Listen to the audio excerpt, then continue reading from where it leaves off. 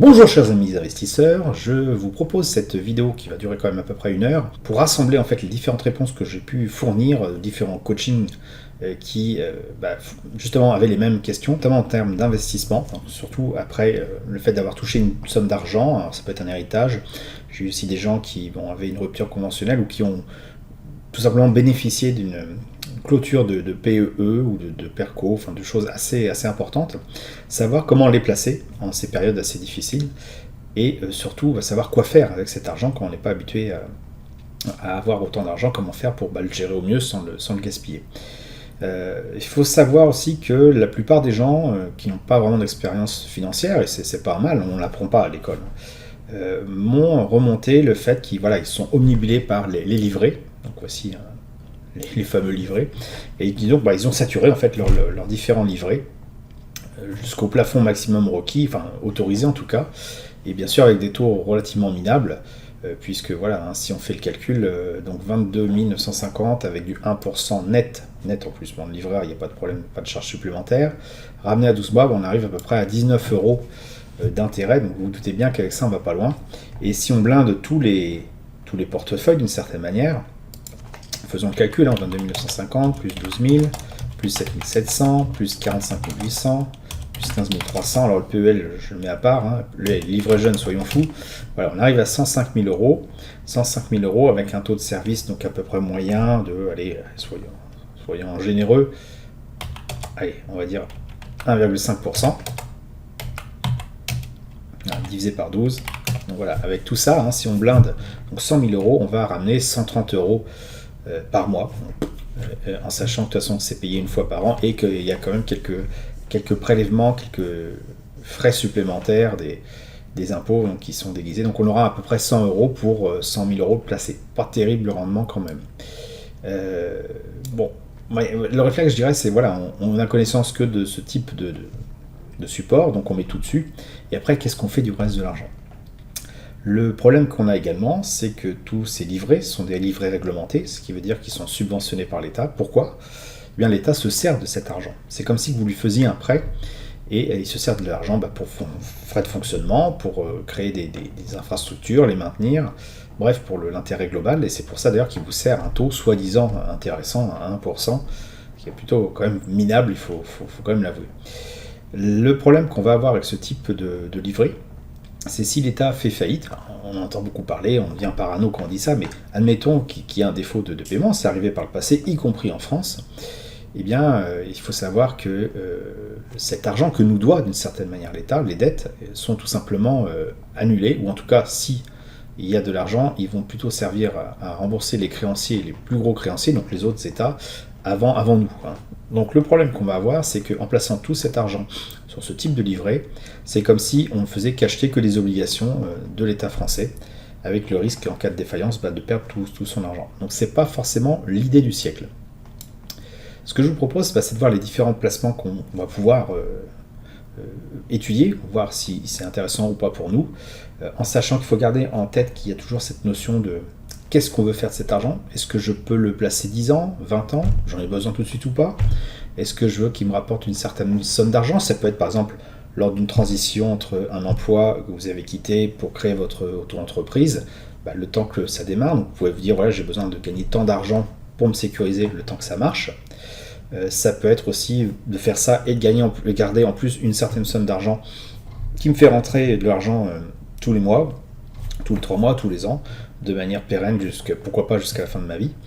Ça peut être aussi créer finalement un fonds, un revenu mensuel ou trimestriel lorsqu'on est à la retraite et qu'on n'a plus envie de s'enquiquiner avec des placements ou quelque chose un peu plus automatique. Donc je vous propose déjà de regarder ce qui se fait sur les différents marchés. Alors ceux qui sont habitués à suivre mes vidéos vont reconnaître un peu le schéma donc de placement, les différents types de placements que l'on a. Je dirais en tout cas ceux les plus communs, il y en a d'autres, des produits dérivés qui sont assez complexes, mais voilà, on a essentiellement les actions, les obligations. Donc, qu'est-ce que c'est une action ? C'est le fait d'être propriétaire d'une partie d'une entreprise. L'action d'une entreprise, si j'ai par exemple 3 actions totales, j'ai une petite partie, donc 3 sur le nombre d'actions qui a tout, en tout, je suis actionnaire, je suis propriétaire d'une partie donc, du capital de la société totale. Les obligations, donc, comme je le disais, c'est le même principe que les livrets, c'est de la dette. Quand vous avez un livret, quand vous faites des obligations, vous prêtez de l'argent à l'État, ou plutôt il vous emprunte de l'argent en vous rémunérant à un taux particulier. Voilà, c'est ça qui est intéressant, vous prêtez votre argent, vous avez un petit retour en contrepartie. Après, il y a d'autres types de placements, pas forcément des actions, mais des matières premières ou des indices. Donc on a l'or, la fameuse valeur refuge des matières premières. On va trouver également, que je ne l'ai pas fait apparaître ici, tout ce qui concerne l'immobilier. On va voir qu'il y a plusieurs façons d'investir dans l'immobilier. Donc ce que je vous propose, c'est de regarder quelques graphiques. Il ne faut pas s'inquiéter, les graphiques, c'est pas, on dit souvent que c'est extrêmement compliqué, mais en fait pas du tout. Ce que je vais même faire, je vais mettre le graphique directement, hop, voilà, le graphique réel. Donc comment ça se lit ce graphique-là, hein, faut pas avoir peur. Je vais cacher certaines choses qui n'ont pas forcément lieu d'apparaître ici. Je vais cacher ça et je expliquerai après de quoi il s'agit. Donc c'est en fait l'évolution du prix pour un titre qui en l'occurrence est le CAC 40, c'est-à-dire l'ensemble des 40 valeurs les plus performantes en France, enfin des entreprises françaises. Donc c'est l'évolution du prix. Donc on a le prix ici, hein. Là en l'occurrence ce sont des points. Et on le représente sous forme temporelle, donc on appelle ça une bougie. Chaque bougie correspond à ici un mois, puisque l'unité de temps est un mois. Donc ici on a le mois d'avril 2022, ici le mois de mars, hein, voilà, c'est assez simple. Les bougies ont plusieurs couleurs, je vous propose de zoomer et puis on va voir ce qui se passe. Elles représentent en fait l'évolution du cours du prix au cours de cette période. On a plusieurs couleurs, rouge c'est un prix qui a essentiellement baissé, vert c'est un prix qui a monté. L'ouverture de la bougie lorsqu'elle est verte, donc c'est le bas, c'est-à-dire qu'en gros il faut imaginer que le prix fait ça, hop, il monte. Et la clôture, c'est le haut de la bougie.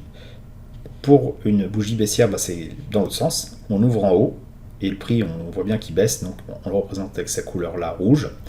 Et les traits qu'on a au-dessus, qu'on appelle des mèches, c'est en fait les plus hauts et les plus bas que le prix a pu faire. Tout simplement parce que le prix, par exemple ici, n'a pas monté d'un seul coup. Il a peut-être baissé, remonté et rebaissé. Ça, il faudrait voir une unité de temps plus rapide. Ce qu'il en est. L'avantage de cette représentation, c'est qu'elle nous donne une indication de mouvement au sein d'un mois.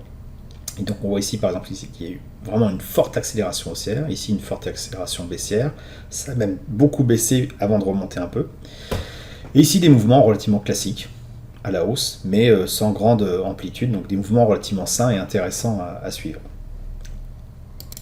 Pour s'aider à représenter un petit peu, savoir si ça monte, ça descend, parce que là c'est pas forcément évident, hein, sur quelque chose comme ça, on sait pas trop ce qui se passe, on utilise ce qu'on appelle des moyennes mobiles. Alors celle-ci, dite à 10 périodes, c'est en fait, pour ce point-là, la valeur de clôture des 10 dernières bougies divisée par 10. Je fais la moyenne, et puis je la reporte chaque mois, puisque la moyenne va se décaler, je prends les 10 bougies consécutives, donc ça se décale à chaque fois d'une bougie, et je reporte le point. Ça va me donner en fait une tendance, c'est-à-dire qu'à la limite je pourrais cacher le prix, hop, et je vois si finalement la bourse descend ou monte, si le titre est à hausse ou à la baisse. Ici on voit qu'il est fortement à la hausse. Voilà, donc ça c'est ce qu'on a l'habitude, d'utiliser. Ces moyennes-là, elles ont un intérêt lorsqu'on fait apparaître le prix, c'est que quand le prix est au-dessus et que la moyenne monte, on sait qu'on a quelque chose d'assez péchu en termes de performance, donc quelque chose d'haussier. Lorsqu'à l'inverse, on a un prix qui est en dessous d'une moyenne qui descend, eh bien, on a un mouvement correctif assez conséquent. Et lorsque ça oscille de part et d'autre, on ne voit pas très clair, c'est un mouvement qui est sans tendance particulière. Donc rien qu'avec cette petite moyenne mobile, qu'on peut d'ailleurs colorer, hein, hop, je vais le faire tout de suite, voilà, hein, quand c'est haussier, quand la moyenne mobile monte, on le met en vert, quand ça baisse, on le met en rouge, eh bien, on voit tout de suite un peu où est-ce qu'on en est en termes de marché. Donc ça, c'était de manière générale pour expliquer. Qu'est-ce qu'on constate donc sur les actions? Alors, pour les actions françaises, on constate qu'il y a une belle montée depuis même fin 2020, une belle montée du cours des actions, et que là, c'est en train d'un peu de capoter, on ne sait pas trop ce qui se passe, on a quand même des très grosses variations. Voilà, l'ouverture et la clôture sont à peu près au même niveau, mais il y a eu des variations extraordinaires.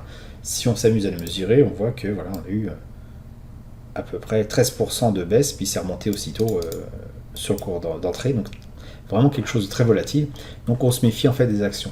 Ce qui est intéressant avec les différents marchés, c'est qu'on peut étudier pas mal de choses. On peut étudier par exemple celui-ci, le CW8, c'est un code qui en fait représente un indice de toutes les actions plutôt orientées monde. Hop, j'ai caché ça.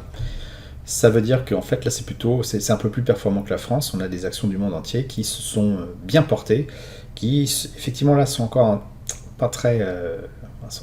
on peut se poser la question, est-ce que ça va se retourner ou pas, mais bon, qui sont toujours orientés à la hausse, ce qui est quand même beaucoup moins le cas pour le CAC 40 qui lui, on voit qu'il commence déjà sérieusement à accuser le coup, hein, la montée est en train de se réduire. Donc tout ça pour dire, voilà, on a une représentation graphique, les courbes avec les bougies, pour savoir si un marché monte ou descend. Et l'intérêt, je dirais, de l'investissement, lorsqu'on passe non plus sur les fameux livrets, mais sur ce type de marché, c'est qu'on va plutôt avoir tendance à suivre les mouvements à la hausse, comme on voit ici. C'est-à-dire que par exemple ici, hein, on voit le prix est au-dessus de cette moyenne mobile croissante, donc on achète, on garde jusqu'au bout, jusque là. Et lorsque c'est dans ce type de scénario-là, on va rien faire du tout. Et je dirais la même chose ici, lorsque le schéma n'est pas clair, on va rien faire du tout, on va prendre que les types de montée et on va rester relativement, on appelle ça flat, c'est-à-dire qu'en fait on reste sans rien faire avec notre argent lorsque les marchés ne sont pas clairs. Ici, on a une phase montante très intéressante qui semble se terminer ici. Et ici aussi, on a une phase montante relativement intéressante. Donc je vous propose de regarder les différents marchés qu'il y a. Donc on est en avril, fin avril pratiquement en 2022. Voir les différents marchés qu'on peut rencontrer. Donc on a, alors je l'ai fait sur le graphique qui est ici.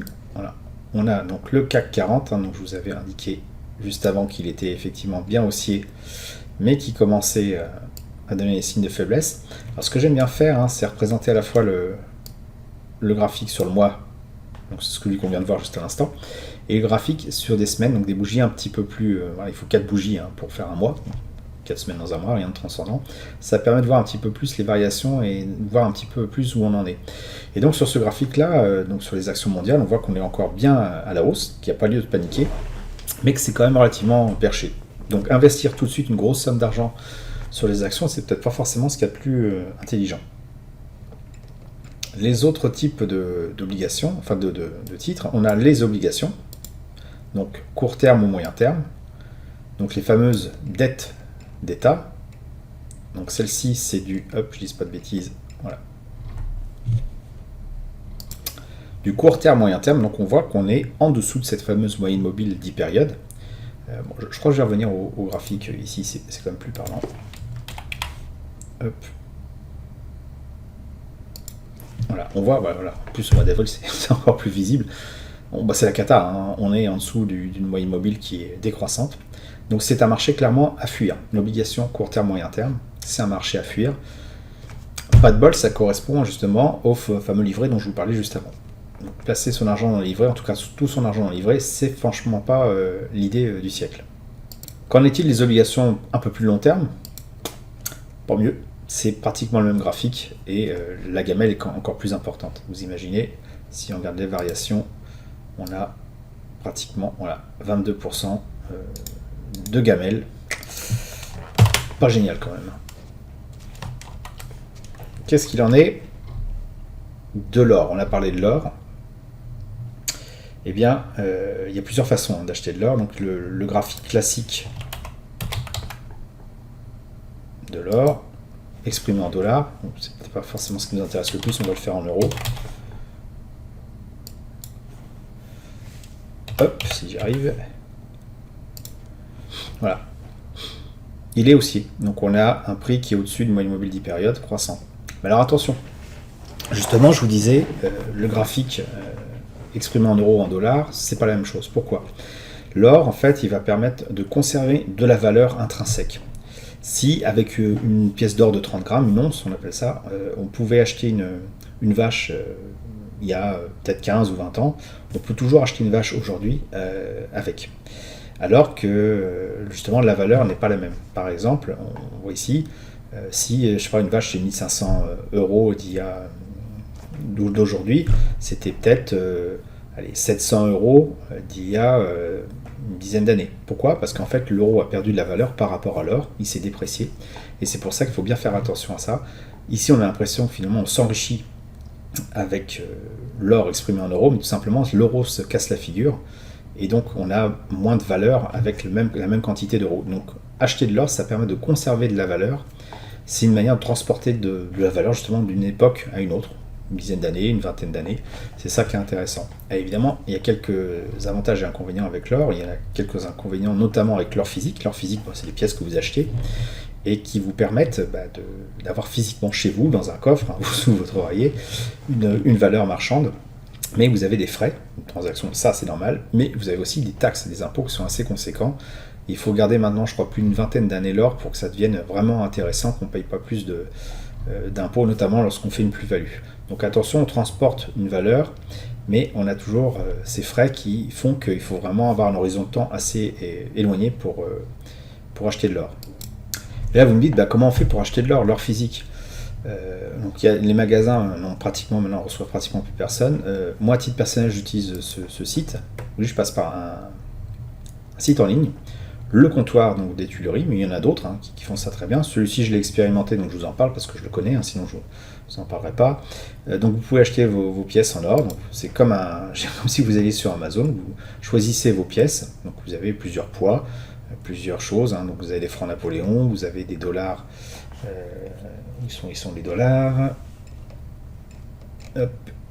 Ici, les dollars, des pesos mexicains. Voilà. Donc avec un cours un petit peu plus important, mais la pièce est plus grosse. Vous pouvez aussi acheter les mini-lingots. Moi j'ai une préférence pour les pièces parce qu'elles sont plus petites, plus faciles à revendre. Imaginez, je sais pas moi, que l'or explose x10. Donc si vous avez un lingot qui vaut peut-être 29 000 euros, si ça vaut 290 000 euros, ça va être un peu compliqué à revendre. Sur ce site-là, en fait, l'envoi des pièces se fait par la poste, donc en valeur déclarée, qui est limitée à 10 000 euros. Donc déjà, en prenant des pièces de moins de 2 000 euros, quelques pièces, on n'a pas de mauvaise surprise. Si vous achetez un lingot, là, la seule possibilité, c'est d'aller chercher directement à la plateforme à Paris.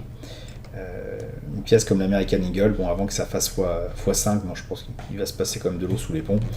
Donc on a quand même une bonne espoir de pouvoir à la fois acheter les pièces et se les faire livrer, puisqu'on se les fait livrer, et bien sûr pouvoir les revendre, parce qu'ils reprennent les pièces, toujours pareil avec la poste en valeur déclarée, et les transactions se font vraiment sans aucun problème. Donc vous pouvez avoir les pièces d'or chez vous, grâce à ce type de service qui est relativement intéressant. Moi je recommande donc les pièces, comme je le disais, plutôt que les petits lingotins ou les trucs un peu ésotériques. Prenez des pièces qui ont une valeur, je dirais, un petit peu, comment je pourrais dire, symbolique, un dollar américain, ça a quand même plus de valeur a priori, même si les pièces sont jolies, que les 15 grammes panda de Chine, ou que les choses un peu ésotériques comme des lingotins. Les pièces 50 pesos sont assez reconnues, et puis bien sûr les souverains plutôt en France, donc il ne faut pas être trop chauvin en se disant on va se rassurer avec des Napoléons. Les pièces sont vraiment rikiki, de la taille pratiquement d'un ongle de pouce. En tout cas les 10 francs Napoléon, c'est vraiment pas croire que ça soit super. Moi je trouve que les pièces de dollars comme ça ou de pesos sont quand même plus de gueule, mais c'est à chacun de faire un petit peu son point de vue. L'autre possibilité qu'on a pour acheter de l'or, alors, de manière un peu plus dématérialisée cette fois-ci, ce sont des sociétés qui, comme celle-ci, au coffre.com, vont garder vos pièces d'or dans leur coffre, donc vous ne les aurez pas physiquement avec vous. Et l'avantage, c'est qu'en mutualisant ces achats de pièces, vous pouvez aussi acheter des fractions d'or. Par exemple, 1 gramme d'or, puisque c'est leur seuil minimal, qui va être à peu près à 60-65 euros en ce moment, qui est plus facile à aborder que une pièce à 2000 euros, qui n'est pas forcément pour tout le monde. Alors, vous voulez me dire, oui, effectivement, mais est-ce qu'on est sûr qu'ils gardent les pièces chez eux? On fait confiance, ils sont audités. Moi, j'ai pas eu de problème, j'ai acheté, j'ai revendu, j'ai même parfois tout revendu. J'ai jamais eu de soucis, j'ai récupéré mon argent. Comment ça se passe? En fait, vous avez plusieurs valeurs. Donc, ils ont un symbole à eux, ils ont créé une pièce qui a un cours légal, la Vera Valor, qu'on peut acheter au format de pièce, mais aussi qu'on peut acheter sous forme de fraction d'or. C'est ici, voilà. Et qui permet, j'étais à 62,50, qui permet d'acheter 1 gramme d'or. Donc tout est référencé, vous achetez 1 gramme d'or, c'est stocké en plus en Suisse dans une zone franche, donc avec aucune taxe. Vous pouvez revendre, je crois, jusqu'à 5 000 euros en valeur par mois sans avoir à déclarer, donc à payer d'impôts, si ce n'est les frais qu'eux-mêmes prennent, hein, il faut bien qu'ils vivent. Donc c'est un schéma assez intéressant. Et puis c'est un marché en soi-même, hein. Donc c'est voilà, les gens qui décident, voilà, je revends ma pièce au cours que j'ai décidé, et non pas comme je vous ai fait voir juste avant sur le comptoir des Tuileries où finalement vous avez les pièces, mais si vous voulez, par exemple, vous avez une pièce comme ça à revendre, eh bien vous allez un petit peu subir votre prix, puisqu'il va être de 337,58 au marché. Alors, ici, voilà, vous pouvez vous dire, bon, ce gramme d'or là, j'ai envie de le revendre à 65 euros, il va peut-être pas être exécuté tout de suite, il va être beaucoup plus bas, on voit qu'il y a d'autres ventes qui vont se faire, mais bon, si vous n'êtes pas pressé, ça va pouvoir se faire. Donc ça se passe relativement bien, j'ai pas eu de soucis. Et puis il y a une troisième possibilité pour acheter de l'or, c'est ce qu'on appelle les ETF. Alors c'est quoi un ETF? Un ETF, c'est un produit dérivé qui va essayer de suivre, c'est le cas ici, un GBS, qui va essayer de suivre l'évolution du cours de l'or. Si par exemple l'or, hop, le vrai, hein, le cours vrai, donc là il est exprimé plutôt en dollars, évolue voilà, comme ceci, cet ETF là, hop, alors celui-ci est en euros, non, ce GBS, il va essayer de répliquer le prix avec un montant légèrement différent, donc plus abordable. Si l'or est à, je sais pas moi, 3000 $, ici vous allez avoir des choses à 160 euros, un peu plus abordable. Donc acheter un titre, puisque là on ne peut pas fractionner ce type d'achat, va être beaucoup plus abordable et va répliquer l'or. Et l'avantage, c'est que le jour où vous voulez revendre, vous appuyez sur le bouton je revends et terminé, c'est réglé. Là, les pièces d'or, c'est un peu plus compliqué. Sur le comptoir des Tuileries, il faut demander à ce qu'on nous envoie un kit qui va permettre de mettre les pièces dedans pour le réexpédier. Ils vont évaluer les pièces, les mesurer. Le cours peut avoir évolué entre temps d'ailleurs. Et au moment de revendre, vous allez toucher votre argent peut-être une semaine après, quoi. Bon, ça se fait hein, sans problème, mais voilà, c'est un petit peu plus compliqué. Ici, il suffit de cliquer sur un bouton, je fais revendre et puis terminé. Certains m'ont posé la question justement, là, tous ces beaux graphiques que je fais voir, comment on fait lorsqu'on n'a pas l'abonnement ProRealTime qui est assez onéreux. Eh bien, il existe un outil très simple qui s'appelle TradingView, je vais vous faire ça tout de suite. Voilà, qui va vous permettre donc le site, hein, TradingView, vous tapez ça, hein, et vous allez pouvoir voir directement les différentes choses qui nous intéressent. Donc là, on parlait du GBS, eh bien, on va taper GBS, qui veut dire Gold Bullion SEC, Security. Pour avoir à peu près la même chose que ce qu'on a là, il faut bien sûr avoir les mêmes unités de temps. Donc ici, on est en journalier, nous, on va se mettre en mensuel, hein, on ne va pas regarder ça tous les jours. Hop, comme ceci. Là, on a des graphiques avec des courbes. Ce qui nous intéresse plutôt, ce sont des bougies. Hop, c'est ça. Voilà, des bougies de couleur. Et on retrouve la même chose. Alors peut-être que le schéma est très légèrement différent à cause de l'échelle, mais voilà, les valeurs sont les mêmes, ou quasiment les mêmes, puisqu'ici je suis en différé. Et on a l'évolution du prix. On peut mettre aussi une moyenne mobile, comme je le disais, pour se repérer. Donc indicateur moyenne mobile. Hop. Voilà. Donc elle est à 9, je crois, par défaut. On va la mettre à 10. Hop, je la place à 10. Et voilà, donc on a le même graphique que ce qu'on a là. Bon, il n'y a pas les petites couleurs rouge et verte, mais bon, on retrouve bien l'essentiel. Donc pas obligé d'avoir un compte de courtier pro ou même individuel. On peut avoir avec cette simple information, avec TradingView, les graphiques et voir tout de suite si on est au-dessus ou en dessous de moyenne mobile croissante ou décroissante pour le marché qui nous intéresse. Donc après, il y a les matières premières aussi. Donc celles-ci, c'est les matières premières industrielles, avec l'exception de l'or. On voit que ça marche bien aussi. Donc on a des prix qui évoluent au-dessus du moyenne mobile 10 périodes croissantes. Donc c'est quelque chose qui marche bien. On voit qu'il y a des pénuries de matières premières. Justement, on en parle beaucoup aux informations. Donc ça, c'est quelque chose qui est intéressant à voir. Donc typiquement sur un portefeuille comme ça, sur cette zone ici, on avait la possibilité d'investir.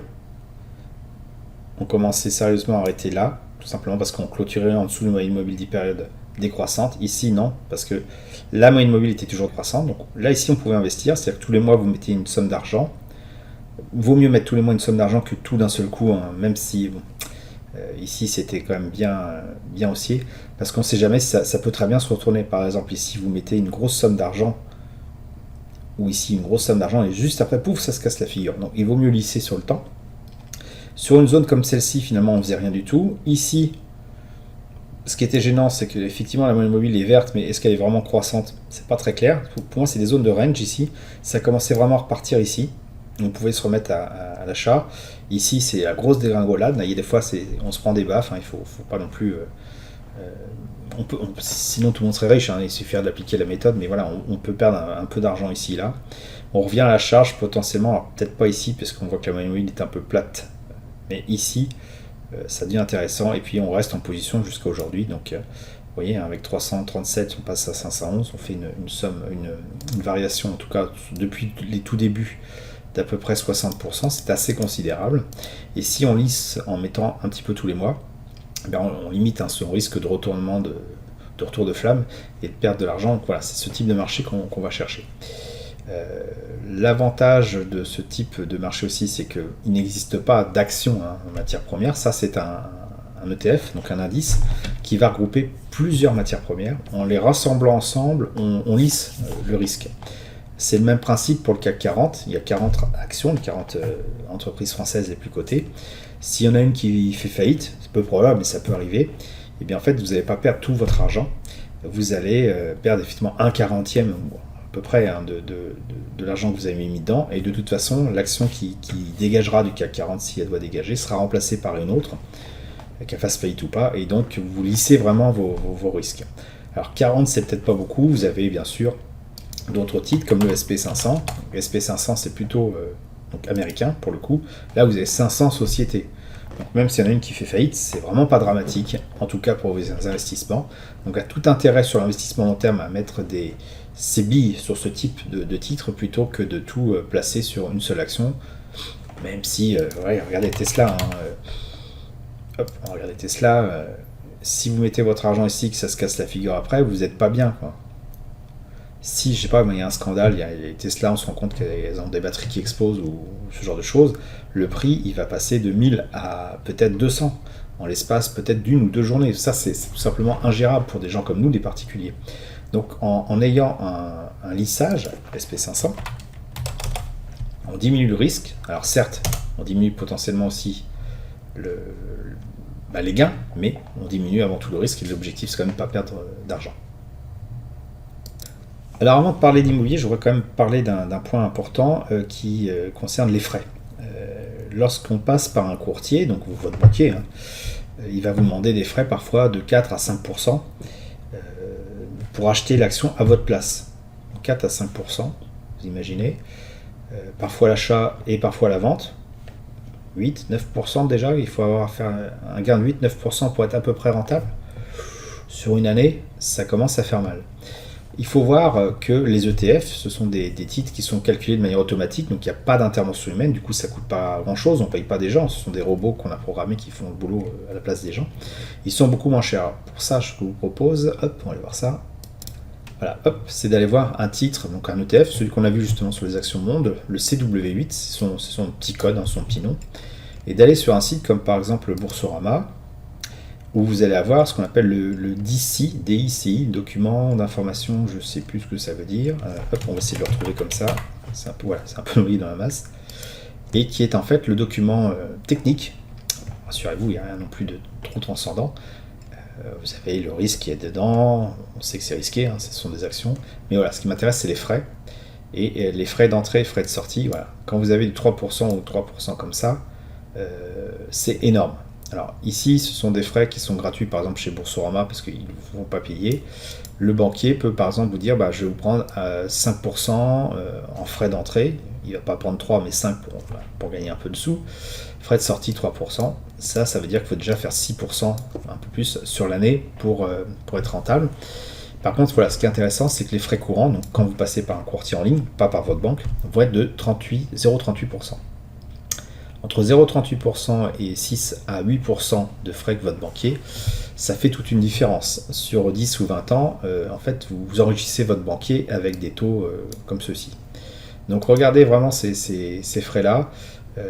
Voilà, regardez ici là, pour les frais d'entrée et sortie sur ce titre-là, il ne s'applique que lorsque les actions sont souscrites ou rachetées directement auprès du compartiment, en l'occurrence votre banquier, quoi. Et il ne s'applique pas lorsque les investisseurs achètent ou vendent de telles actions sur les marchés boursiers. Donc, normalement, il ne devrait pas vous facturer ça à votre banquier. En l'occurrence, il le fait quand même. Donc acheter en ligne avec un site comme Boursorama, je pourrais éventuellement faire un petit tuto pour expliquer comment ça marche. Il y a d'autres sites qui marchent très bien aussi. Vous avez Lynx, vous avez Bink, il y en a plusieurs, ING, Direct, peu importe. Mais vous serez certainement avec des chiffres beaucoup plus intéressants que si vous passez par votre banquier traditionnel, qui va certes essayer de vous rassurer, mais qui va vous arnaquer. Vous imaginez donc acheter, comme je viens de vous faire voir, je passe un ordre d'achat, je clique sur un bouton, je revends, je passe mon ordre de revente, j'appuie sur le bouton, pouf, 0,38% de frais, peut-être 3 ou 4 euros de frais de transaction. Évidemment, si vous achetez 100 euros d'action, ça va correspondre à 3%, mais si vous prenez 1000, 2000 ou même jusqu'à 10 000, ça va être beaucoup plus intéressant. Donc ne vous faites pas avoir par votre banquier qui va essayer de vous vendre la même chose que ce que je vous propose, avec en plus ses fonds à lui, puisqu'il touche une commission dessus. Vous allez vous faire tout simplement escroquer. En passant avec des ETF sur un boursier, un courtier en ligne, vous n'avez pas du tout ce type de problème. Donc maintenant, ce que je vous propose, c'est regarder aussi ce qu'on appelle l'immobilier. Donc l'immobilier, vous avez, comme l'or, je dirais, plusieurs façons d'investir dedans. Vous avez ce qu'on vient de voir tout de suite, donc un fonds, simplement, un ETF. Donc par exemple celui-ci qui est assez connu, Unibail Rodamco. Voilà, donc on voit que oui, ça s'est forcément super bien passé ces dernières années. Là, ça stagne, donc il n'y a pas grand-chose à dire. Vous avez d'autres ETF, Paref, là, qui pareil, la tendance est assez baissière. On n'a pas un vrai moment de peps, c'est pas terrible. Advenis, je ne sais plus ce que c'est Advenis, qui a l'air de s'en sortir un petit peu mieux. Qu'est-ce qu'on a d'autre ? Quand vous cherchez, vous avez par exemple sur l'Ixor ETF, il y en a d'autres, il y a Mundi, il y en a plusieurs, mais celui-ci est pas mal fait en termes de site. Vous allez donc sur l'Ixor ETF, vous appelez ça sur Google, vous allez sur leur site, lixoretf.fr, et dans la rubrique Trouver un ETF, vous allez pouvoir justement choisir en fonction de votre thématique, si vous cherchez des actions, des matières premières, de l'immobilier, vous allez avoir ça là-dedans. Désolé, j'ai coupé parce que j'ai un peu merdouillé à retrouver. Celui-ci, donc sur le site Lixor ETF, donc le EPRANAREIT, qui a l'avantage en plus d'être éligible au PEA. Donc soit on utilise ce petit code, le code ISIN pour le retrouver, ce qui à mon avis est certainement ce qu'on a mieux à faire. Soit on tape le nom et puis on le retrouve directement dans notre grille d'affichage, que ce soit TradingView ou autre. Donc c'est pas celui-là. Voilà. Amundi EPRA Europe. EPRE. Et donc on voit effectivement qu'on a une hausse assez conséquente depuis décembre 2020, mais que là on est en train de ralentir. Donc clairement l'immobilier, c'est pas forcément le meilleur moment d'acheter. Voilà ce qu'il faut comprendre lorsqu'on lit tout ça. Si toutefois vous voulez le faire, vous avez donc ce type d'option, l'ETF. Vous avez bien sûr la possibilité d'acheter un studio si vous avez assez d'argent, ou un appartement que vous pouvez louer. Attendez-vous peut-être à des rendements, si vous êtes efficace, de 6%, c'est-à-dire si vous faites tout vous-même, entre 5 et 6%. Mais vous pouvez aussi passer par ce qu'on appelle des SCPI, une société civile de placement immobilier. En fait, vous leur confiez de l'argent. Ces sociétés, avec cet argent, vont acheter des biens immobiliers thématiques. Ça peut être des maisons de retraite, ça peut être des commerces, ça peut être des zones géographiques aussi, en Europe, en dehors de l'Europe. Et vont acheter donc ces biens, vont les louer, vont toucher les loyers et vous reverser une somme d'argent déduite avec des déductions faites des différents frais qu'ils vont avoir. Puis bien sûr, il faut qu'ils fassent un peu leur beurre aussi, donc de leur commission. Donc avec des sociétés comme ça, vous allez toucher entre 4 et 5% sur l'année. Donc c'est intéressant. Par exemple, avec 100 000 euros, c'est pour les 100 000 euros de placer. Si vous touchez 4,5%, ramené sur un mois, ça va faire du 375 euros. Donc c'est déjà mieux que les 100 euros qu'on avait avec notre livret A. On a un peu mieux. Le fait d'acheter un immeuble physique, ça a l'avantage aussi, c'est que donc avec du 6%, vous allez gagner encore un peu plus, mais vous allez avoir les tracas avec, gestion des fuites d'eau chez vos locataires, ce genre de choses. Avec une société civile de placement immobilier, une SCPI, en fait, c'est eux qui s'occupent de tout ça, donc vous allez peut-être avoir un peu moins d'argent, mais des soucis quand même en moins. Donc ça peut être intéressant de placer quand même de l'argent là-dessus pour se créer un revenu régulier. Maintenant, voilà, vous attendez pas à des centaines de milliers d'euros, hein. Donc, avec 100 000 euros, vous allez toucher à peu près 400, ouais, à peu près 400 euros par mois.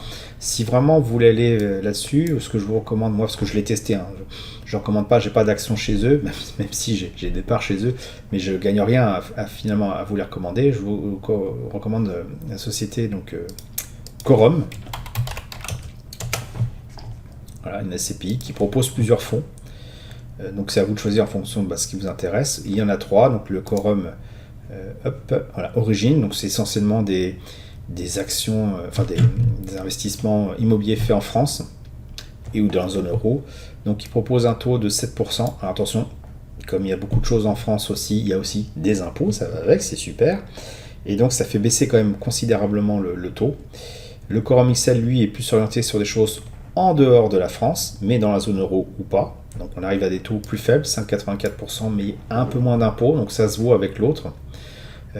Et le Quorum Orient, alors celui-ci je ne l'ai pas testé, qui est justement investi essentiellement, uniquement même dans la zone euro, qui a un taux intermédiaire. Donc moi j'ai plutôt choisi Quorum XL. On voit que les objectifs effectivement ne sont pas les mêmes, ils sont plus importants, mais on a vu juste auparavant que le marché il commençait à donner des signes de faiblesse. Donc c'est pour ça qu'on a des taux un petit peu moins, enfin le marché mondial, hein, des taux un peu moins bons. Mais l'objectif visé est quand même plus élevé. Donc comme moi je suis sur du long terme, je suis plus intéressé à voir ça. L'objectif, ce serait effectivement, hein, on fait calcul rapidement, si vous voulez avoir 2000 euros à peu près par mois, il faudrait 400 000 euros d'investi. 400 000 euros, c'est le prix d'une maison. Si je fais, allez, on connaît 10, 5,84. On va mettre 5, hein, 5%, divisé par 12 mois. Voilà, on arrive à 1666 euros qui tombent tous les mois, donc, puisque eux, ils versent les loyers tous les mois. Vous avez ça qui tombe dans votre poche tous les mois. Donc au lieu d'acheter une maison à 400 000 euros, pour laquelle d'ailleurs vous allez peut-être prendre un prêt, donc ça va coûter encore plus cher, vous placez cet argent dans ce fonds, par exemple, et les loyers tombent sur votre compte bancaire tous les mois. Il faut voir si c'est intéressant ou pas. Il faut quand même avoir pas mal de sous. Je pense qu'avec 600 000, on est un peu mieux. Voilà, on a 2500 euros par mois avec 600 000 euros, donc c'est pas évident non plus à avoir. Ce qui est intéressant avec ce type de système, c'est qu'on peut construire son capital au fil du temps en mettant une somme d'argent, je sais pas, 300, 500 euros tous les mois, et en réinvestissant automatiquement les différents loyers que vous avez touchés. Plutôt que toucher, par exemple, là, quand vous avez constitué votre épargne, vous touchez 1000 euros, comme j'ai fait voir juste avant, plutôt que les placer, vous les réinvestissez. Et tant que vous travaillez, il n'y a pas besoin finalement de toucher cet argent, et ça va faire croître plus vite, un peu de manière exponentielle, votre courbe de gain. Donc ça, je dirais, c'est un bon système pour se constituer une épargne d'appoint, que ce soit à la retraite ou lorsque vous avez décidé d'arrêter de travailler. Évidemment, avec des taux de 5%, ce qui est bien en ce moment, surtout qu'on a des taux assez pourris, vous n'avez pas non plus à avoir un grand rendement, à moins d'avoir un très très très grosse somme d'argent. Ça peut être quand même valoir le coup de se dire, voilà, si je touche par exemple 600 000 euros, si je les place, de ne plus avoir besoin de travailler de sa vie, voilà, c'est un choix à faire. Moi personnellement, je pense que c'est un choix que je ferais. Je préfère finalement toucher cette somme d'argent tous les mois plutôt que d'avoir une maison et de devoir travailler à côté juste pas pour vivre. Mais bon, chacun fait comme il veut. Donc, pour résumer, tout ce qui est immobilier, ça va être comme des investissements long terme, hein, parce que ici, je pense que voilà, ils le disent, hein, il faut que vous investissiez au moins une douzaine d'années votre argent, parce que là, les parts en fait vont évoluer dans le temps, vont augmenter en valeur dans le temps, et ils vous prennent à peu près, je crois que c'était 12%. Normalement c'est 6% à l'entrée, 6% à la sortie. Là, ils vous prennent 0% à l'entrée et les 12% à la sortie. Donc, il faut laisser le temps pour que la part, justement, absorbe ces 12% en évoluant dans le temps. Chaque année, elle est réévaluée. Elle était à 186 euros, je crois, l'année dernière ou il y a 2 ans. Donc, en achetant des parts de SCPI, si vous les revendez tout de suite, vous perdez à peu près 10%. Donc, c'est dommage. Il faut investir ça sur une dizaine d'années. Ils le disent, hein, une dizaine d'années. Je crois que j'avais lu 12 ans, quelque part, pour que finalement, les frais liés à la revente soient absorbés par l'évolution de la part. Mais je dirais qu'on investit dans les SCPI, ce qui nous intéresse, c'est quand même avant tout le rendement. Savoir qu'on va toucher de l'argent avec ce capital, et que le capital ne se déprécie pas trop, puisqu'il y a un accroissement de la valeur de départ. Donc c'est plutôt ça qu'on vise que vraiment la performance. Si vraiment vous voulez faire de la performance et augmenter votre capital, visez plutôt ce genre de truc. Des SCPI au format papier, des fonds, donc des SIIC, donc c'est encore un autre nom. Ce sont des sociétés comme la plus connue qui s'appelle Clépierre, et qui qui est une société d'investissement plutôt coté. Hein. SIIC, c'est une société, je ne sais plus, il manque un I, mais immobilière d'investissement coté. Ça doit être ça. Et l'avantage, vous achetez, ça monte, vous revendez avec un clic de souris, vous allez récupérer votre gain. Évitez de faire ce que j'enseigne dans mon site Agrandir avec le trading, l'overtrading, c'est-à-dire en gros, plutôt que de regarder sur une base d'un mois, vous regardez sur une base de, allez, soyons fous, d'une heure, et vous mettez acheter ou vendre de manière compulsive. Vous dites, là ça monte, j'achète, ici, ça redescend, je revends. Au final, ici, les variations se font sur quelques euros, hein, même pas 1 euro de variation. Les frais sont conséquents, et donc à chaque fois que vous allez entrer et sortir, vous allez perdre une quantité d'argent assez considérable, sans compter que vous avez peut-être autre chose à faire que de toujours acheter ou vendre, d'être tout le temps devant vos écrans pour gagner de l'argent. En tout cas, vraiment, si vous êtes en mode investissement, vous n'avez aucune connaissance de la bourse, évitez de faire ça. Restez plutôt sur un investissement en mode mensuel. Et il y a une petite cerise sur le gâteau, c'est le format d'affichage des bougies. Ici, on est en bougie classique, je vous ai expliqué au tout début, cours d'ouverture, cours de fermeture, plus haut, plus bas. En fait, ces bougies-là, on peut représenter le momentum, c'est en fait le mouvement, avec un autre formaliste qui s'appelle la bougie Aiki-Nashi. Alors juste avant de basculer dessus, je vais expliquer de quoi il s'agit. Vous imaginez sur une base d'un mois, cette bougie-là, le fait qu'elle est montée de cette façon-là, qu'elle est refluée aussi également, ça veut dire qu'il y a eu des combats entre acheteurs et vendeurs, et qu'à un moment donné, il y a un point d'équilibre qui a dû être à peu près ici, qui est le milieu de la bougie. Voilà, à peu près le milieu de la bougie, je vais plus classe ici. Ça, c'est le plus haut. Hop, je fais juste pour expliquer. Ça, c'est le plus bas. Ça, c'est la clôture. Ça, c'est l'ouverture. Ici, c'est la valeur de la bougie au plus bas. Ici, la valeur de la bougie au plus haut. Les bougies Aiki-Nashi, qu'est-ce qu'elles font? Elles font le cours d'ouverture. Donc, le format de dessin de la bougie, ça va être en fait un cours qui va ouvrir ici. Et la clôture, ça va être en fait la somme des valeurs plus haut, clôture, ouverture, plus bas. C'est un peu compliqué, mais quand on appuie sur le bouton, on a l'impression que la lumière s'allume en passant les bougies en mode Aiki-Nashi. Voilà. On a le cours d'ouverture, donc j'ai mal dessiné le trait qui est à peu près ici, au milieu de la bougie. Hop, je vais effacer ça. Donc on a une bougie qui ouvre ici, alors qu'en fait le cours d'ouverture d'avant était ici. Et on a un mouvement qui est beaucoup plus clair à lire. Regardez ici, on voit tout de suite une suite de bougies vertes, alors qu'en fait en bougie classique, elles ne sont pas aussi lisibles que ça. Regardez, hop. Là, ici, on voit effectivement que ça a monté, mais là, ça stagne. L'hésitation, c'est pas très clair. L'avantage avec ces bougies Aiki-Nashi, c'est qu'on voit tout de suite qu'il y a un mouvement. Puis rien que la couleur. Vert, rouge, vert. On voit tout de suite un peu ce qui se passe. C'est plus facile à lire encore. Et je dirais quand on combine ça avec la moyenne mobile, on a vraiment un combo sur une base mensuelle qui donne de très bons résultats. La grande règle étant, vous achetez lorsque le prix, alors Aiki-Nashi par exemple, c'est très bien aussi, clôture au-dessus du moyenne mobile 10 périodes croissantes. Lorsque la bougie clôture en dessous du moyenne mobile 10 périodes croissantes, on ne fait rien. C'est uniquement lorsque, on a le cas ici, lorsque la moyenne mobile devient rouge et que le prix clôture en dessous, qu'on revend. Et à ce moment-là, tant que la moyenne mobile est rouge, on ne fait rien.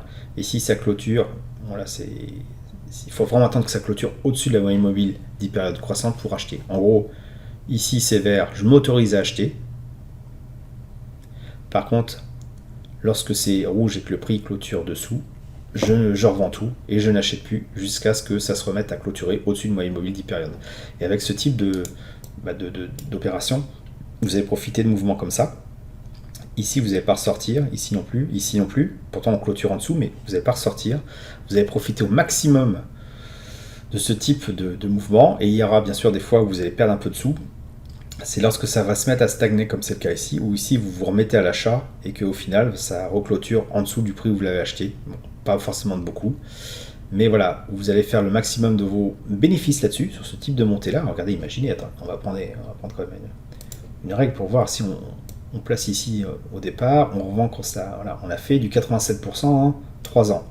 Et ici, si on se met à racheter là à peu près, et qu'on revend ici, voilà, on a perdu 5% sur 6 mois. Donc, voilà, on voit effectivement que la perte, elle est largement compensée par la hausse, et que bah, ici, on n'intervient plus du tout en position. Ici aussi, on va se mettre à reperdre quelques hop, ici, on achète là, on revend là, voilà, on a perdu 6% aussi.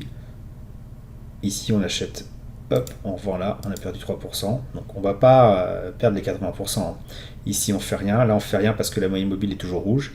Ici, on se met à racheter. Hop, on revend là. Donc, on est pratiquement à zéro. Ici, on fait rien. Ici, on se remet à acheter. Oups. Oups, non. Voilà. Hop. Hop. Je fais n'importe quoi. Voilà, on recommence. Ici, on se met à acheter quand ça revient vers, donc à peu près là. Et on n'a toujours pas revendu, donc là pour l'instant on est à 37%. Donc tout, voilà, ces petites chutes finalement vont être largement compensées par les gros gains. C'est ça vraiment la philosophie de la stratégie qui s'appelle donc la stratégie du koala. Et si vous faites ça pour les différents actifs, vous allez avoir à peu près un taux de 13% sur une année en moyenne, 1% par mois à peu près. Évidemment, c'est quand même beaucoup mieux que le livret A qui, je le rappelle, lui est beaucoup plus faible parce qu'on est à 1%, mais sur l'année.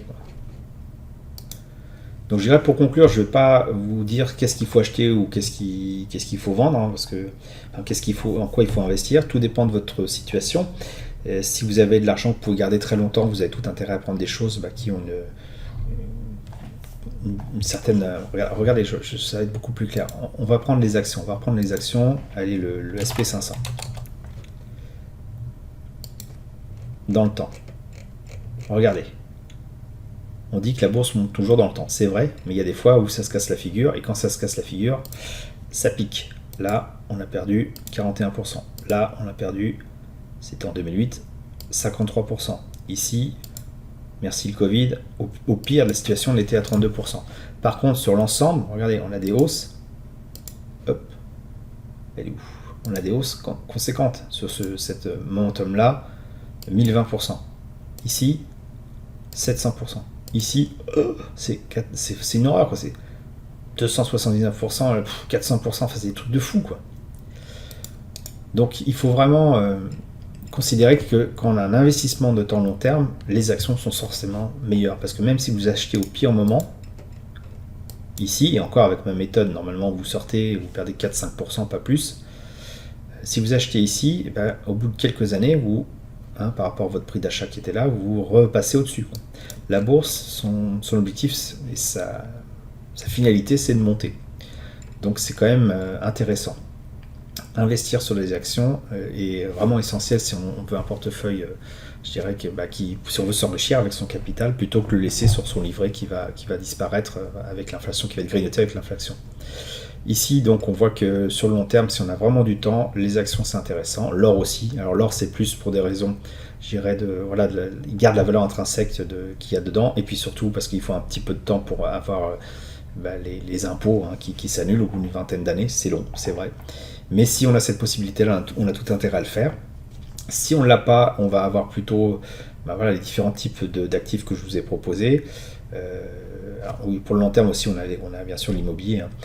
Pour le plus court terme, donc vous allez avoir ce que je dis juste avant, les actions un peu plus classiques. Donc même le SP500, vous pouvez très bien investir dessus sur du court terme. Et là, là c'est simple, vous rajoutez à chaque fois qu'on est au-dessus. Ici, on voit qu'on est en dessous et qu'on clôture en dessous, on ferme tout.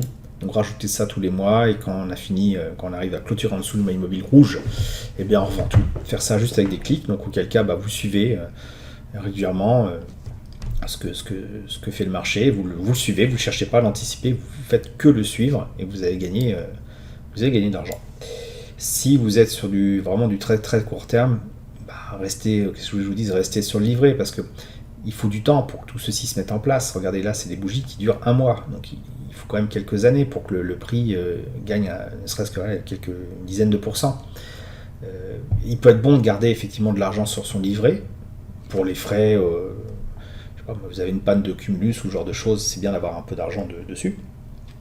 Maintenant, mettez pas tout sur le livret et ne pensez pas non plus que le livret est la seule possibilité. On vient de le voir ici. Donc vous avez des actions, vous avez les obligations qui sont des dettes d'État. En ce moment, donc, on a vu que c'était pas intéressant. Et justement, à ce sujet-là, il faut que vous sachiez aussi, c'est ce qu'on appelle, voilà, pourquoi en fait il y a l'inflation en ce moment. C'est quoi l'inflation déjà? C'est en fait quand vous devez, ce qu'on a dit, les prix augmentent. C'est en fait il faut mettre plus de la valeur que vous avez dans votre monnaie, plus d'euros, pour acheter le même produit.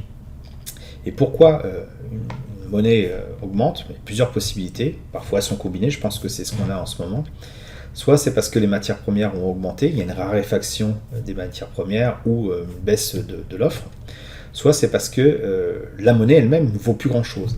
Et regardez ce qui s'est passé avec la BCE qui a imprimé des quantités d'argent pour lutter contre le Covid ou maintenir à flot. On a injecté des liquidités qui ont fait que l'euro, le dollar ne valait plus tripette, quoi. Et les monnaies, en fait, si on regarde l'euro-dollar, les unes par rapport aux autres, voilà, on voit qu'on a l'euro qui se casse la figure en ce moment par rapport au dollar. Et pourtant, si on regarde l'or qui est censé garder une certaine valeur constante, on voit que l'or prend de la valeur par rapport au dollar. Ça veut dire quoi? Ça veut dire que l'or, s'il augmente en dollars, c'est que le dollar il diminue par rapport à l'or. Et si en plus l'euro il est en baisse par rapport au dollar, vous imaginez bien que l'euro par rapport à l'or, c'est la chute libre. Donc c'est ça qui est important de voir, c'est que les monnaies n'ont juste la valeur qui est écrite sur le papier. Et donc tout placer sur de la dette d'État, c'est risqué. D'autant que, voilà, on va aller voir ça tout de suite. Hop.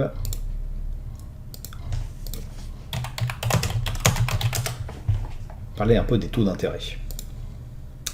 On a eu des taux négatifs, on a entendu parler beaucoup, des taux d'intérêt négatifs.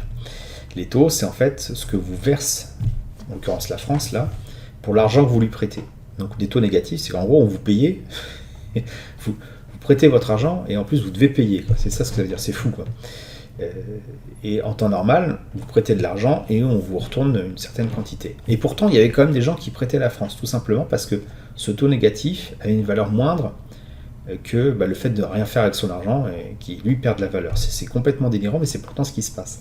Ici, on voit que les taux remontent dangereusement. Pourquoi je dis dangereusement? Il ne faut pas voir que le taux, c'est uniquement ce qui va permettre d'avoir un crédit immobilier intéressant. C'était vrai, c'était le cas ici, on avait des taux très faibles. Ici, ça va remonter. Moi, j'ai connu en les années 80 avec des taux à 2 chiffres. Ça piquait bien. Mais ce qu'il faut voir aussi, c'est que la France, quand elle emprunte, elle réemprunte de l'argent pour payer ses anciens emprunts et notamment pour payer les anciens intérêts. Si les taux se mettent à augmenter, elle va devoir augmenter encore plus ses emprunts pour payer ce qu'on appelle le service de la dette, pour payer les intérêts des prêts précédents. Et lorsqu'on a vu que juste dans le graphique, que je ne sais pas si je l'ai encore là, je ne l'ai pas fait voir celui-là. Mais lorsqu'on voit que le taux d'endettement des pays comme la France, c'est plus vraiment un jour, c'est plutôt 120%. C'est-à-dire qu'en gros, en étant endetté plus que ce qu'on gagne, parce que le PIB, c'est ce que le pays génère comme richesse. Si la dette est supérieure à ce qu'on génère, on ne pourra jamais rembourser la dette. Si en plus les taux se mettent à augmenter, ça va être une catastrophe. On va s'endetter. C'est pour ça que je disais qu'il y a un risque de mettre tout dans les obligations d'État ou les livrets, qui est une forme d'obligation, ou même ce truc-là, c'est une forme d'obligation. Ça vaut 10 €, mais c'est une obligation d'État. Si l'État se casse la figure, en l'occurrence, voilà, c'est l'Europe, la zone euro, ce truc-là, ça vaut plus rien. Et donc c'est ce qui risque de se passer avec des livrets, avec des billets, avec exclusivement des choses exprimées en euros. Donc c'est pour ça qu'il faut vraiment être vigilant et pas mettre tous ses œufs dans le même panier. Et je dirais pour conclure la réponse à la question que je donne à la question qu'on me pose souvent, c'est finalement, est-ce qu'avec 100 000 € et en faisant du trading, on est capable de subvenir à ses besoins, c'est-à-dire de générer peut-être 1000 ou 1500 € par mois? Sur le papier, oui, on peut. En fait, en pratique, c'est très compliqué parce que ce que je vous ai fait voir sur les graphiques ici, qui sont relativement faciles à gérer en mensuel, si je reprends, hop, CW8, c'est assez facile à gérer parce que voilà, vous mettez une somme d'argent ici, allez, on va dire 100 000 € à 292, donc 100 000 €. Vous achetez donc avec 342 titres. Hop, je vais le mettre là. On achète à 292. Hop, il est où mon curseur? Il est là. 292. À peu près ici. Et si on, voilà, on dit qu'on va se remettre à vendre à 414.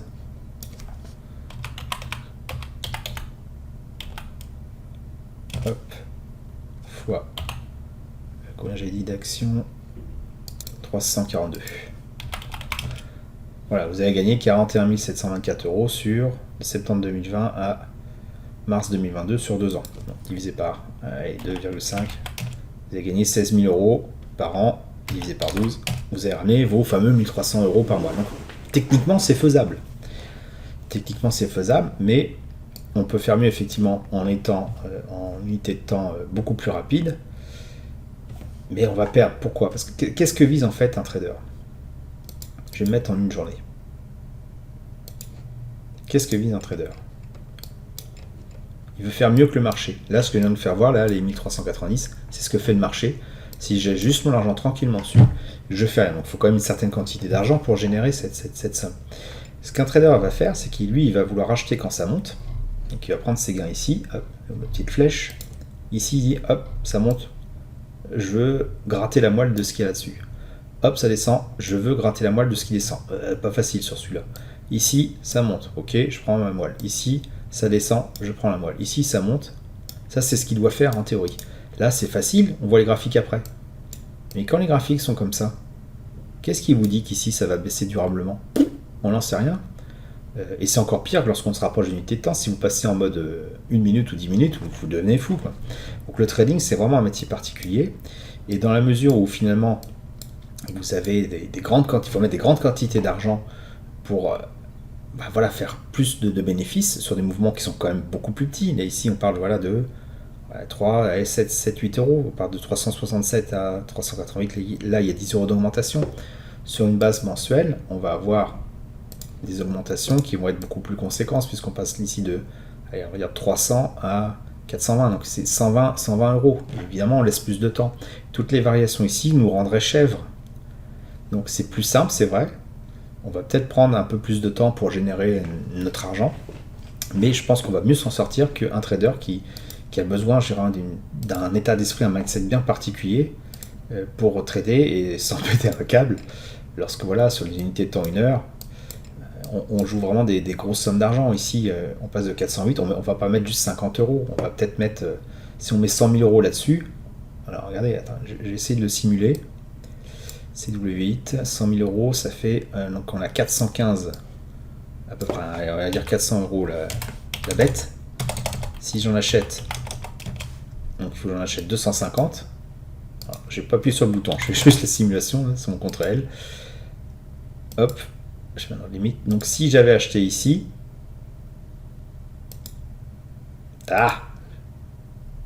on recommence. Si j'avais acheté ici et que j'ai revendu là, voilà, j'aurais fait 2875 € en l'espace de 5 jours. Et à la moindre petite variation à la baisse, c'est dramatique. Donc là, oui, ok, vous dites super, 2800 €, moi je prends en 5 jours. Ouais, d'accord, là ça se passe bien. Mais si jamais vous achetez ici en pensant que ça monte, parce que là, ça se passe bien. On est d'accord, mais on ne peut pas le savoir à l'avance. Je vous ai dit, sur le graphique mensuel, on pouvait perdre 5%, donc 5%, bon, c'est acceptable, ça pique. Surtout quand on a gratté 80% avant. Mais si ici, je me mets... Hop, c'est ouf. Si je me mets à acheter ici, ça repart à la hausse. Hop. Et qu'au final... Alors, il est à l'envers, désolé, parce que le prix, c'est un hard stop. Et qu'au final, hop, je vais pas dans l'autre sens, mais je vais dans l'autre. Donc là, si j'avais gagné, ça aurait fait 1200 €, mais au final, voilà, je perds tout de suite 900 € ici, puisque ça baisse. Là, je me sens beaucoup moins à l'aise. Donc là, ici, qu'est-ce qui se passe? On se met à revendre la position, donc il y a des frais. Et on est incertain, on commence à avoir les mains moites, les pieds poites. Ici, on se met à acheter, ça se met à baisser. Donc très très très vite, on voit les chiffres avec 3 chiffres, 4 chiffres de pertes. Et même quand ça monte, on a énormément de mal à garder son sang-froid. Si par exemple, vous vous mettez à acheter ici, et que ça, ici, ça fait 2000 €, vous êtes tenté de dire, voilà, 1500 €, j'arrête, parce que je vais être sûr d'avoir cet argent-là, alors que ça continue de monter. C'est vraiment un état psychologique très particulier à voir. Et l'investisseur, il se prend pas la tête, lui. Il se prend pas la tête, lui, ce qu'il voit, c'est qu'il applique une stratégie toute bête, il sait que ça marche sur le long terme, il sait qu'il y a des fois, quand ça devient négatif, il va peut-être perdre 4-5%, mais que s'il met, par exemple, je sais pas, 300 € tous les mois à chaque fois qu'une bougie est verte au-dessus de cette moyenne mobile-là, et bien le temps que ça monte, il va avoir fait son bénéfice tranquillement, peut-être avec moins de peps qu'un trader, mais oui, avec 100 000 €, on peut arriver à faire du 1000 €, donc en gros du 1 à 2% par mois, quand on est dans ces phases de momentum. Il y aura des phases aussi où celle-ci, par exemple, il ne va rien se passer. Vous n'avez pas placé vos 100 000 €. Ici, pendant ce temps-là, il ne va strictement rien se passer. Votre argent, il ne va rien faire. Et si vous devez prendre 1500 € dessus pour vivre avec, vous les prendrez quand même. Vous allez grignoter votre capital. Là, je sais pas, il y a peut-être une vingtaine de bougies. Donc là, vous allez perdre peut-être 20 fois 1500, ça oui, ça fait 30 000. Vous allez perdre 30 000 € sur votre capital que vous allez peut-être regratter après. Donc c'est pas si simple que ça non plus. Il faut vraiment avoir une certaine quantité d'argent pour arriver à générer ce type de bénéfices. Maintenant, on peut y arriver et s'entraîner peut-être avec des sommes plus petites pour se familiariser avec ce système-là. Tout le monde n'est pas trader, mais en se familiarisant avec ça, finalement, en regardant, en voyant que ça marche, que les chiffres sont là, on peut se rassurer, augmenter son capital doucement, donc prendre confiance et à un moment donné arriver effectivement à vivre de son investissement. Je ne parle pas de trading, mais vraiment de son investissement sur des mouvements vraiment explosifs comme ça. C'est tout à fait possible. Je pense que je ferai une vidéo pour expliquer comment on ouvre un compte par exemple sur Boursorama ou comment on trade avec TradingView. Là c'était vraiment pour expliquer ce qu'on pouvait faire avec son argent, les possibilités qu'on a à faire. Je ne peux proposer que pas des solutions, mais vraiment des pistes. C'est à vous après de voir en fonction de vos horizons de placement, ce que vous voulez faire avec votre argent, en vivre ou pas, ou juste avoir constituer un capital. C'est vous seul qui pouvez faire ça. Dernier avis donc peut-être sur le Bitcoin, parce qu'on m'a beaucoup posé la question en me disant Arnaud, le Bitcoin c'est quand même quelque chose qui est explosif, qu'est-ce que tu en penses? Moi franchement quand je vois regardez les variations, les réponses elles sont là tout de suite. Je vais remettre en graphique classique parce que on est en train de mesurer des choux avec des carottes, on mélange tout. Lorsqu'on a un graphique comme ça où on peut avoir au sein du même mois un titre qui fait plus 37%, moins 37%, c'est pas possible. C'est trop volatile, c'est-à-dire que ça bouge trop. Effectivement, même regardez, la moyenne mobile, elle n'est pas assez puissante pour suivre. Ici, vous achetez ici, vous perdez pratiquement la moitié de votre capital. On passe de 50 000 à 25 000. Alors pourtant, tous les signaux sont en vert. On a une clôture au-dessus de moyenne mobile 10 périodes. C'est pas possible. Il faut quand même quelque chose de plus cool. Et les indices, comme sont lissés, ils sont beaucoup plus cool. Ça, il faut le considérer comme une action. C'est pas une monnaie, c'est très spéculatif. C'est vraiment pour les traders. Je ne recommande pas d'investir sur ce type de choses. Imaginez, on en a parlé pendant un moment, on disait, on pourra payer en Bitcoin. Bon, c'est du marketing parce que vous imaginez, regardez juste sur une heure. Imaginez que vous allez dans un restaurant, les prix sont affichés en Bitcoin. Vous mangez, ça prend à peu près une heure. Le gars, il dit, votre steak, il vaut, je sais pas moi, 0,0001 Bitcoin. Donc 39 €. Un bon steak. Entre le début et la fin du repas, le steak, il a perdu 1% de sa valeur. Il y a des fois, le steak, il va perdre 3% de sa valeur. Il peut pas, c'est pas possible. Si entre le moment où vous achetez et le moment où vous consommez, vous devez payer, le prix a varié, on pète un câble. Donc c'est pas quelque chose qu'on peut utiliser comme monnaie. C'est vraiment purement spéculatif. Moi, je ne recommande pas d'investissement. Certains disent qu'il faut en mettre pour dynamiser son portefeuille. Effectivement, on peut le faire. Moi, je ne le fais pas. Je laisse ça vraiment pour les traders. Si vraiment je veux investir de l'argent, j'ai passé du temps, j'ai travaillé dessus. Je suis allé travailler pour un patron qui m'a gonflé. Donc cet argent-là, il a vraiment de la valeur pour moi. Je ne veux pas le perdre à la moindre petite connerie de crash test ou de flash crash plutôt, ou d'une annonce à la con d'Elon Musk. Et ben non, moi je vais viser des ETF, actions, sur une base mensuelle, donc je regarde une fois par mois uniquement à la clôture, et voilà, et je place. Donc avec ma petite représentation à Kinashi, c'est encore plus clair. Vous l'avez aussi sur TradingView. Voilà. C'est vert au-dessus de mon immobile, je mets mon petit billet, je mets mes 500 balles dedans, tous les mois. Hop, hop, hop, hop, hop, hop. Et quand ça devient rouge, eh ben je sors tout. Et effectivement, je vais avoir fait l'équivalent d'1% par mois à peu près, en moyenne. Et je vais être content. Si j'ai 100 000 euros, bah, je vais avoir fait mes 1000 balles. Si j'ai 200 000 euros, je vais avoir fait mes 2000 euros. Voilà. C'est tout ce que je... Enfin, c'est vraiment une vision peut-être très simpliste. On peut faire beaucoup mieux, mais tout le monde n'est pas trader. Et juste avec cette petite stratégie-là, qui paye peut-être pas de mine, la stratégie du cola, vous arrivez à dégager de l'argent pour être libre financièrement. Et voilà, c'est plutôt voilà, d'essayer de faire toujours mieux que le marché, de dire ça monte, j'achète, ça baisse, je descends, puis de devenir une vraie porte de saloon. Vous appliquez des stratégies très très simples comme celle-ci. Et même si vous n'êtes pas familier avec la bourse, vous pouvez, avec ce type de stratégie, finalement, sortir votre épingle du jeu. Voilà, j'espère que vous avez apprécié cette vidéo, donc un peu plus longue que les autres. Si c'est le cas, je vous invite à mettre un pouce bleu pour m'encourager à continuer. Abonnez-vous à la chaîne YouTube pour ne rater aucune nouvelle publication. Je vous dis merci et à bientôt sur le blog.